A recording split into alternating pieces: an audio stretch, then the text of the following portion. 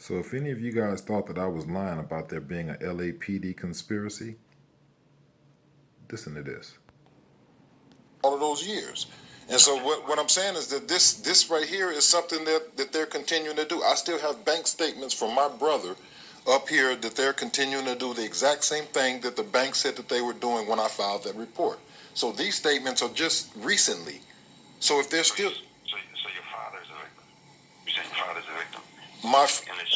What I'm saying is, when I went down to the cemetery. They told me, even though I proved to them that they had my name and my social security number on their thing about who's in the grave, and I told them I'm standing right here, and I showed them my social security card. Then they said, then I told them what had happened. They showed me some documents where everything was written in Cindy's name. The woman that is on the paperwork that I just gave you, she said that her mother, who was put in that grave, my father was not there when any of this stuff was taking place. So what I'm saying is this, because my father had schizophrenia, my brother has schizophrenia, and I was in prison for life, they never thought that I was going to get out. Now, when I filed this report and I talked to this lady, she said she went and she talked to Cindy Blunt, and that Cindy Blunt has showed her something. Now, I know what she showed her. She showed her membership in that little group that she's involved with. I don't want to say the name. But I know that they have connections inside the police report so that they can, inside these departments where they can get their friends that are also involved with these organizations to pull stuff. And so I'm going to be investigating that as well. But this makes no sense that I can produce every piece of evidence that I can in a police report, and it goes uninvestigated and just open and close after she has that meeting with Cindy. And now I'm being told that I have to go and do all the investigating to show that she's done this. And then they put an insurance policy on me, the exact same procedure they did to everyone else. And I showed even in a restraining order how Simeon Blunt wanted me to come in the yard and that he had this policy on me. So if he killed me, he was going to get paid anyway. And what more else can I do? This is what I'm saying. If I was, now being an ex-con, if they were to think that I was going to go out to do something foolish, I would get arrested. If they said I did something wrong, I would be arrested. But here it is that I'm trying to do the right thing, to come to the police department with all of this, and you guys are shoving me out the door telling me I need to go do more footwork. And it's not fair to me as a citizen. Okay, just to let you know, there's nothing that I'm telling you, I don't tell everybody on the phone. The 20,000 cases we get a year, we tell everybody the exact same thing. So it's not nothing I'm telling you, I wouldn't tell anybody else in the same situation. Now, as far as the documents, I have, you said you went to the cemetery, they gave you documents. They gave you these documents, you said they let you see. They gave you these documents? I went into the room. The lady showed me the documents. Okay, well, I'm telling you how it works. You keep confusing with the police department and the courts. See, I keep telling you. Before it even gets to, sir, I know about the system because I had to file paperwork to get out of prison. I know about filing all the procedures and everything. Before it can even get to the court, you guys have to do an investigation.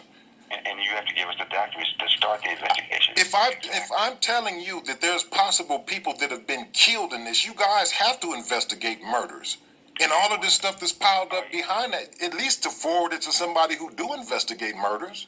If you want to tell something about a murder, you go to your local police station and talk to the homicide detectives there in Southeast. I went to Southeast, and they have gates pulled over it. I called in, and I spoke to somebody, and they forwarded me to you guys. So then, when I talked to the lady yesterday, for identity theft, and for you to us for murder, I explained to them the amended portion of what I was sending down. They're saying that I was continuously investigating this, and now I believe that Cindy Blunt, in all of her thefts and stuff, had killed people to do so. So to you want me to get your number to a homicide detective? I can get your number to a homicide detective. That would, yes. All right, I'll do that. Now, as far as anything else, as far as any other documents, you'd have to submit that and send it to Detective Hillary, and then we'll look at it. But as far as what you're saying, we don't look at in cases over hearsay. That's not how it works. It has to be documents.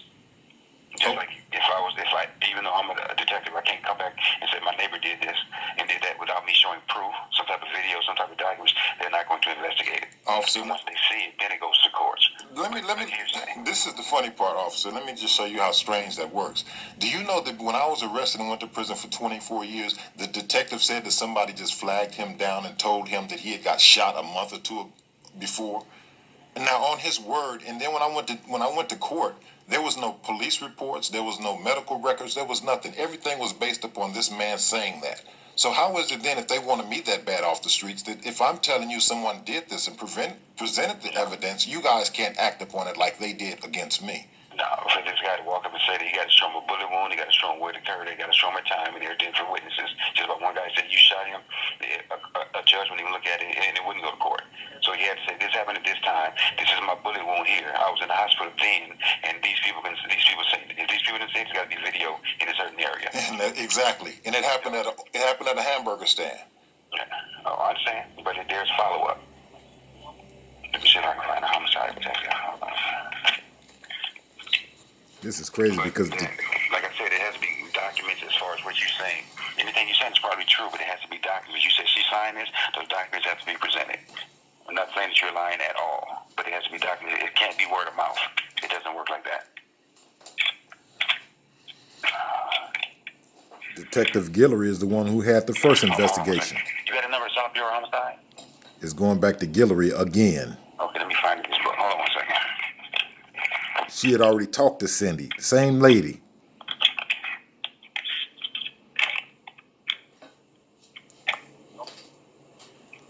Now watch what the next officer tell us in the next phone call. Okay, you want a number on South Bureau homicide? Yes. It's 323-786. Well, you live in Southeast or 77? Southeast. 786-5111. 323-786. 5111. Okay. And who was I speaking? Right. Who was this that I'm speaking to? I'm Detective Young. Okay, thank you. Okay. Now pay close attention what this officer says about the investigation into the report. This is the third report. The first one that I filed against Cindy was to a lady named Detective Guillory who went to her house. As a result of that, her husband was so scared because he was involved that he left her for divorce. Listen to this phone call. Now we're about to call this homicide detective and see what type of response we get.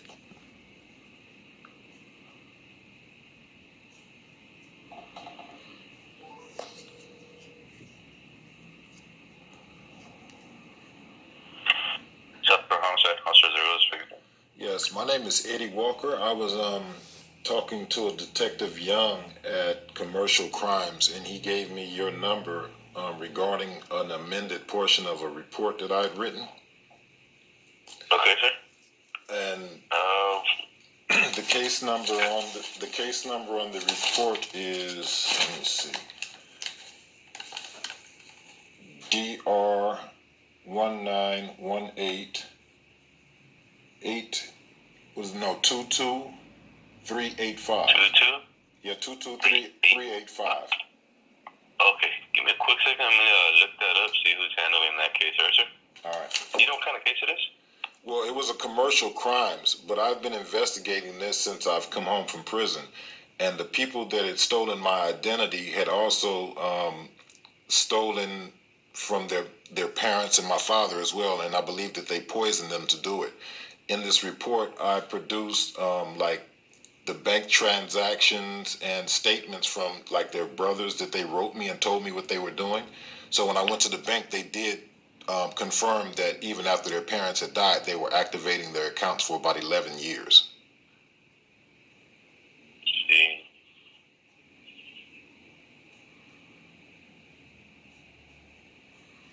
Can see the report here. Just trying to figure out who's handling that. And they directed you to call South Bureau Homicide? Yes. Southeast? Yes. The reason for it is that after I filed that report, I found out after speaking to some people that, say for instance, how my grandfather died, is that Cindy Blunt had given him breakfast that morning, and while he was on his way to a religious function, he had gotten very sick on the freeway. So when he pulled over, he was admitted to the hospital where he didn't recover. And while he was in the hospital, she had maxed out all of his credit cards, emptied his bank accounts, and everything that possibly had wealth in his name, she had acquired it. The same thing with my father. She had taken over his entire estate, his home, my burial plot. Father's name? Huh? What's your father's name? Eddie Walker Sr. Senior? Okay. I don't show anybody handling any case with a Walker last name for last year's reports. So I don't see it being assigned to us up here. Let's see. Well, when I came in, there was a Detective Sobish that emailed the. Well, this is actually the third report that I wrote. The first one was strictly with Cindy Blunt acquiring my brother's Social Security benefits while he was in prison under a false Social Security number. Right. They went to talk to her on that, and it just went dry. When I talked to Detective Guillory about it, she basically just like waved it away. And so I kept investigating. I come up with more stuff. I filed another report. In this, because she switched my Social Security number with my father's, they declared me dead. So I'm dead and alive right now. So my status is still in limbo. Got it. You walked into where? Did you walk in somewhere? Yes, I came in at Southeast, and Detective Sobish, she emailed it to Commercial Crimes. They were to investigate it. I think it was Detective Cantrell who was handling after the first lady who had spoken with Cindy. When I talked to them, I think it was on the 14th. They said that he was no longer working there anymore, and that no one was handling it. So when I filed this report, I talked to someone this morning. They sent me back to you guys. Okay. And what is your dad's status right now? My father's deceased. Okay. And the reason you got sent or got information to call Suffer homicide is because you think she poisoned him? Well, I think based upon the same injuries, there are a few people, all of them acquired these same type of illnesses when they died. And on each one of them, their birth certificates always have some type of glitch in it. In one instance, with my aunt, who I'm going to pursue with 77th, they recommended when we got this paperwork that we have her body exhumed because she had no drug history, and the letters that this guy had written to me describing what she was experiencing before her death was nothing less than poisoning. Okay. Yeah, sure. Can you give me your father's date of birth? He was born August the 16th, 1948. 48. Do you happen to know the date he passed? October the 27th, 2006 or 7. 6 or 7. I think it was 7. I'm going to have to run all this by our supervisor. What's a good phone number for you? 653. And you're Eddie Walker, right? Yes. Junior? Yes, Junior. All right, sir. I'm going to run all this by my supervisor and get somebody to give you a call back.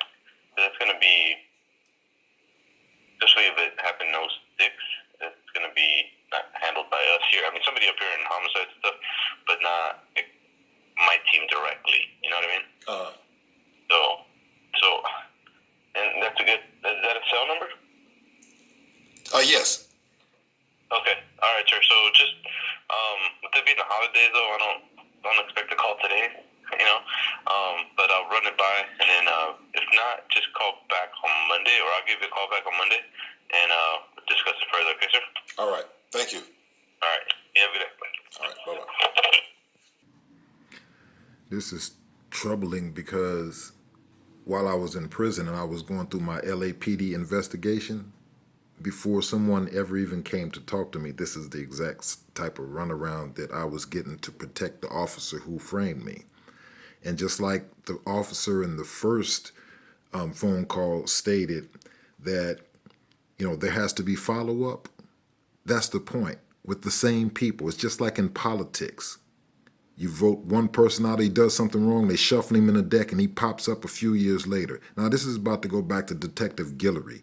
Detective Guillory went over and surprisingly presented this police report to Cindy Blunt.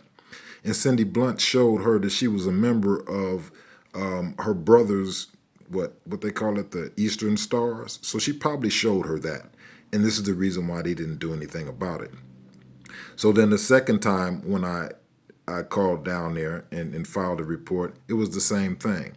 So I can best believe that Mr. Ira Blunt Jr., because of his status as an Eastern Star, is probably trying to wave his own. But I'm going to put it out there, you know.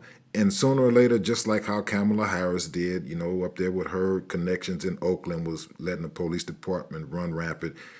I'm not surprising that this is what's happening here in Los Angeles. Because like I told you, my district attorney too was disbarred for what she did to me, but she's still collecting $18,000 a month. So if you need any more proof, then I don't know what to tell you.